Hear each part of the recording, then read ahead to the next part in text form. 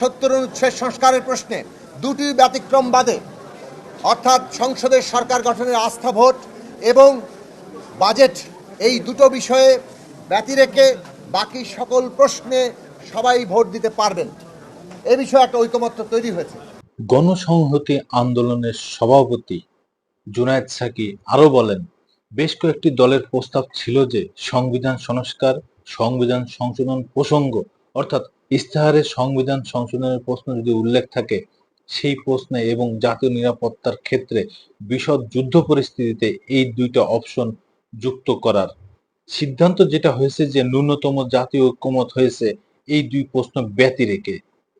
এখানে dissent voice কিংবা ভিন্নমত হিসাবে অ্যাপেন্ডিক্স হিসাবে জাতীয় সনদে ওই দুইটা পয়েন্টও লেখা থাকবে।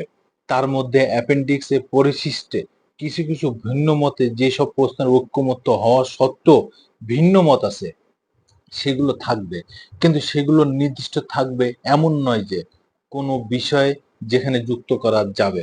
নারীর আসন, সংরক্ষিত আসন 100 হওয়া দরকার, এই বিষয়ে মোটামুটি ঐক্যমত তৈরি হয়েছে, কিন্তু এই 100 আসন সরাসরি নির্বাচন হলে কি পদ্ধতিতে হবে সেই নিয়ে এখন পর্যন্ত কোনো ঐক্যমত তৈরি হয়নি। ঘূর্ণায়মান পদ্ধতির পক্ষে সরাসরি নির্বাচনে 400 আসন করে 100 ঘূর্ণায়মান পদ্ধতিতে আমরা আমাদের সমর্থন রেখেছি। এর বাইরেও যদি ঐক্যমত্য না হয় তাহলে কোন ধরনের প্রক্রিয়ার মধ্য দিয়ে আমরা এই লক্ষ্য অর্জন করব এটা নিয়ে আলোচনা চলছে, আমরাও ভাবছি এবং এই নিয়ে রাজনৈতিক দলের মধ্যে আরো আলাপ আলোচনা হবে বলে আশা করছি।